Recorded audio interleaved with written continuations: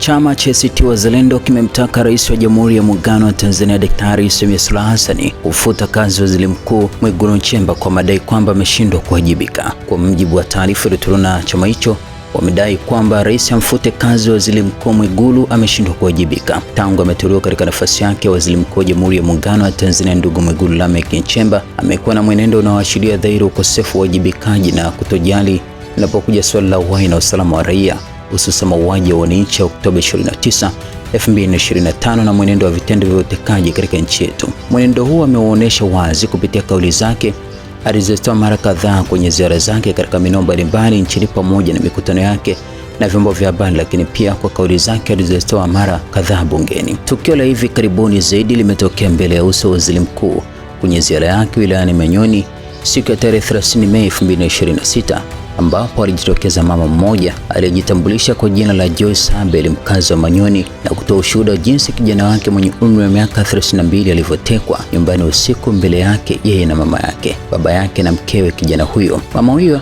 alieleza kwa uchungu kuwa walifika watu ambao awali walionekana kuwa ni wafanyabiashara wa mashuka, wakamuuzia mashuka na ghafla wakageuka na kujitambulisha kuwa ni maaskari, wakambeba mzobe kijana wake pasipo maelezo ya kosa alilolifanya, wakamfunga pingu na kumpakiza ndani ya gari na kutokomea naye kusikujulikana. Hata pale mama huyu alipojaribu kuhoji na kutaka kujua kosa la kijana wake, alijibiwa kwa kebe na vitisho, huku akisukumwa na kutakiwa akae kimya. Jitihada za mama huyo kutaka kufahamu kosa la mwanaye hazikuzaa matunda. Hakuelezwa lolote zaidi ya kupewa vitisho, hata baada ya mama huyo kwenda kituo cha polisi Manyoni kufuatilia ikiwa mwanaye amepelekwa kituoni hapo zaidi ya mara moja, hakufanikiwa kumwona. Alielezwa kwamba hajafikishwa kituoni hapo siku zaidi ya 40 zimepita sasa tangu tarehe 21 mwezi Aprili 2026 alipokuja kuchukuliwa. Mama huyo anaeleza kwa masikitiko na majonzi makubwa, hajui mwanaye alikopelekwa wala hajui ikiwa huko aliko yuko hai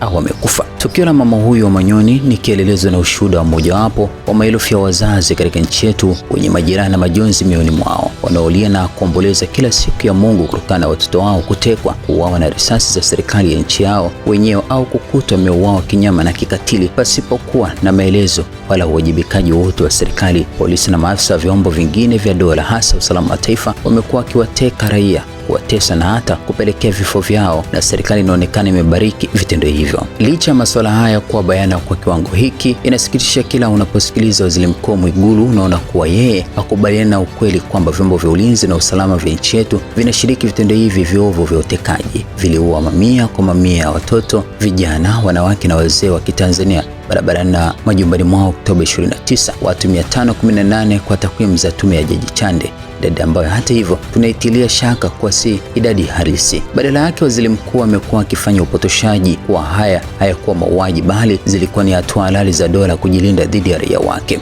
Waziri Mkuu Mwigulu hakubaliani kabisa na hoja kwamba nchi yetu ina matatizo na madai ya msingi ya raia ambayo yalipelekea wananchi kuchukua hatua kwa kuandamana wakati wa uchaguzi mkuu wa Oktoba 29. Hoja na madai kama kukithiri kwa vitendo vya utekaji na uovu wa dola, ukosefu wa haki, ukosefu wa demokrasia na uwepo wa uchaguzi zisizokuwa chaguzi bali wizi wa mamlaka ya wananchi kuchagua viongozi wao, ukosefu wa katiba mpya na tume huru ya uchaguzi, ugumu wa maisha na ukosefu wa ajira, kukithiri kwa rushwa, ufisadi na ufujaji wa mali za fedha za umma serikalini. Waziri mkuu anaamini Watanzania hao wenye madhila yote haya hawana akili, isipokuwa wanatumika tu na watu wasioitakia mema nchi yetu. Fedha za Watanzania zimekuwa zikitumika katika kuunda tume lukuki, lakini matokeo ya tume hizo hayafanyiwi kazi, yanawekwa kabatini. Tume ya Haki Jinai mathalani iliainisha vyanzo na sababu za kukithiri kwa matendo ya utekaji. Sasa tunaelewa ni kwa nini serikali haijishughulishi kufanyia kazi mapendekezo ya ripoti hiyo, na matokeo yake dola imeendelea kuwa watazamaji, huku watu zaidi ya 700 wakipotea na wengine kumwaga damu za raia wasio na hatia. Waziri mkuu ndiye mwenye madaraka juu ya udhibiti, usimamizi,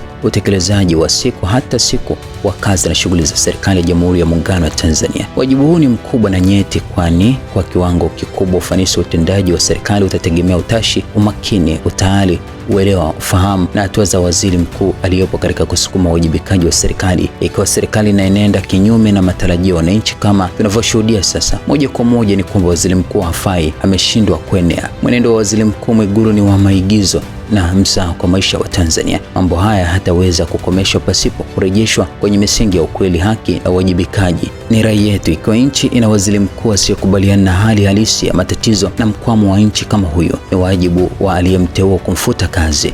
Endapo mamlaka yake ya uteuzi itachukuliwa hatua, Watanzania hawatakubaliana na minong'ono iliyopo kuwa Tanzania haina serikali inayowajibika kwa raia, isipokuwa ina kikundi cha watu waliopora madaraka na hivyo wanatenda udhalimu na kulindana kwa hali na mali. Tawahamasisha Watanzania wachukue hatua kwa mujibu wa ibara ya 8 kifungu kidogo cha kwanza ABC ya katiba nchi yetu. ACT Wazalendo, taifa kwanza, leo na kesho. Imetolewa leo tarehe 2 Juni 2026 na Isiaka Rashid Mchinjita, makamu mwenyekiti bara na waziri mkuu kivuli ACT Wazalendo.